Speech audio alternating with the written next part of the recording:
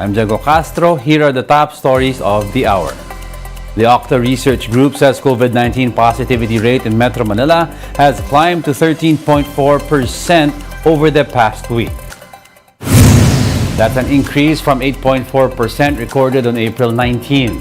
The latest positivity rate is almost thrice the ideal threshold set by the World Health Organization. But Octa Research fellow Guido David warns that this is even expected to increase further. His projections show that the COVID-19 positivity rate in NCR could climb to 20%. To talk more about this, we have on the show Octa Research fellow Guido David. Prof, good morning. Thank you very much for joining us. Yes, hi, good morning, Diego, and to our viewers and listeners. Yes, Prof, with all these numbers coming in, can we really say that there is a new surge of COVID-19 cases? Well, some might disagree with the term, but I do think that this is a significant rise in cases in COVID cases in the country. Now, of course, they might also disagree with the number of cases because it's relatively lower, but let me remind the viewers that the volume of testing that we have now is significantly lower compared to last year. In fact, last year at around this time, we had around 11,000 tests per day in Metro Manila, and now we're only having 3,000 tests per day. So that's about 3 times higher from last year compared to now. So we expect, Prof, in case we have more testing, we expect higher numbers. Is that what you're saying? Definitely, but based on our estimate, the actual number of infections could be 10 times or 20 times higher than the numbers we're seeing. So I will give an example. Right now, we're averaging more than 500 cases per day nationwide. And if we multiply that by 10, that's 5,000. If we multiply that by 20, that's 10,000. That's about the level of what we saw in alpha and beta waves in 2021. Well, that's a pretty significant increase, Prof. And what do you think is causing these uptick in new cases? Is it the Arcturus subvariant? Is it the combination of the new subvariant together with the recent Holy Week surge we experienced this summer? Well, usually, Diego, it's multifactorial. So the increased mobility, for example, the Holy Week travels and decreased compliance with the health protocols. That's one factor. Another factor is the waning immunity because a lot of our kababayans had their vaccination or booster maybe more than a year ago, or some of them got infected with COVID a year ago or so. So our antibody levels have started to decrease.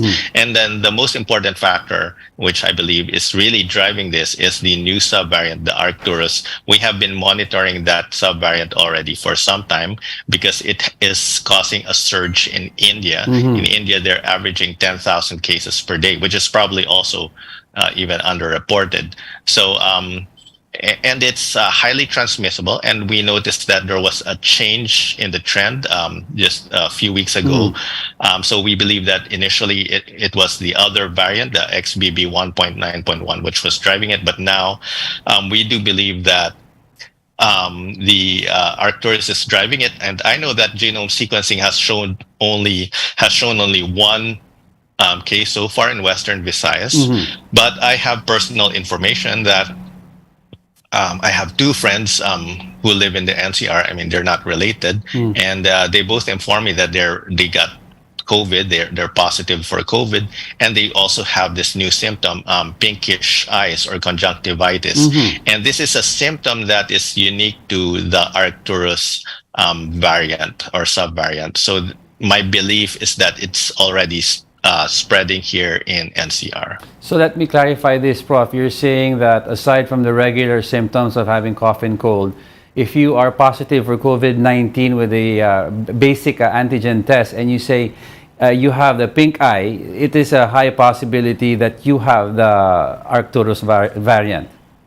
Definitely. And if you see someone with pink eyes, of course, it's the summer months, Diego, so people can have sore eyes, which is normal during the summer months. But if they have flu-like symptoms as well, which is, includes cough, colds, fever, sore throat, headache, body aches.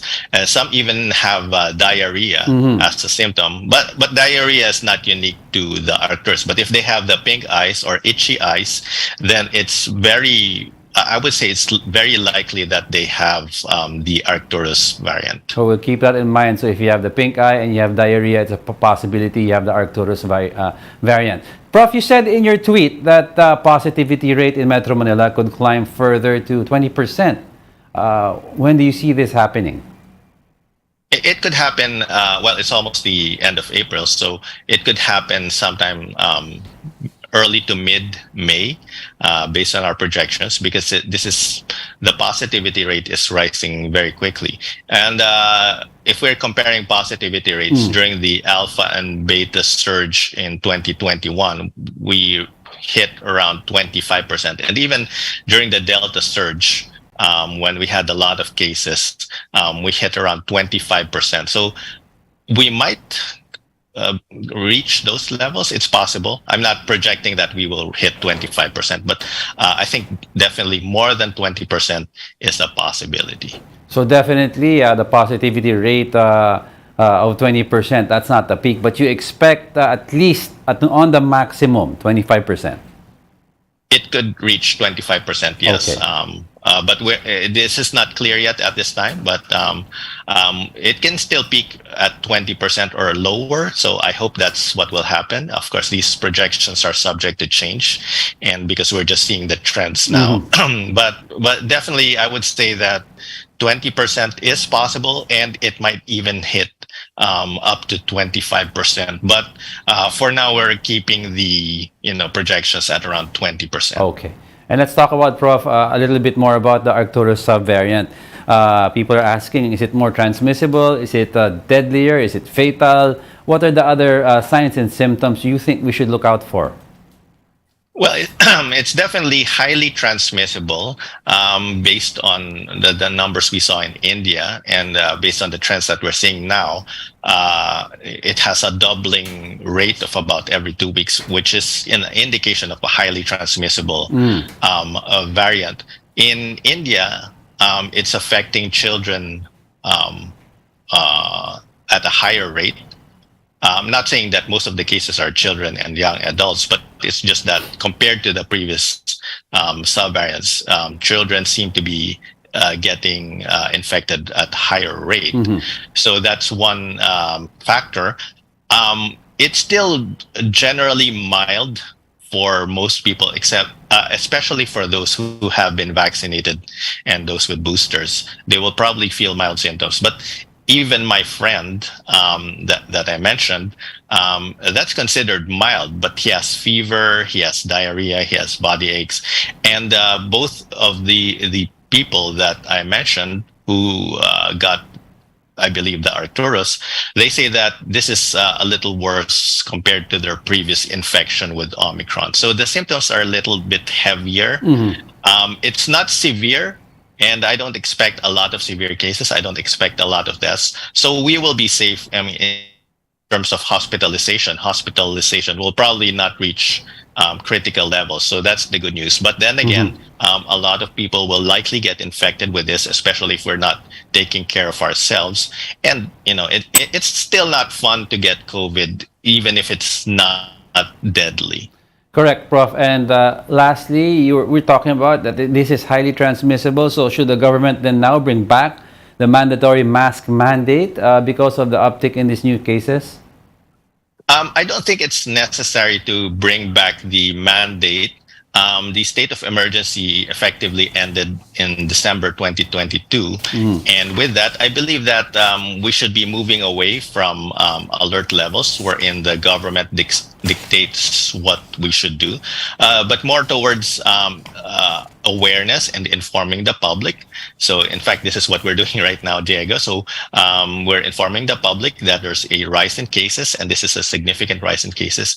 And we should encourage the public to follow the minimum health standards like face masking, wearing face masks, social distancing, washing hands regularly. And also, if you're feeling symptoms, especially if you have this pink eye or itchy eyes, I would sort of advise that the person isolate themselves already, or self-isolate, or maybe get admitted to a hospital if they're feeling heavier symptoms. So a lot of this is personal responsibility. But then again, if a local government decides to implement the mandates, I believe they have the prerogative to do so, because a few weeks ago I heard City of Manila was thinking of bringing back the mandates, and I believe it has the right to do so. But nationally, I don't think it is necessary. But I think it's necessary for us to advise the public of what is best for them. Well, thank you for that, Prof. And thank you for your time, Octa Fellow Research Dr. Guido David. Thank you. We'll be back with more stories after the break. Keep it here on the One News.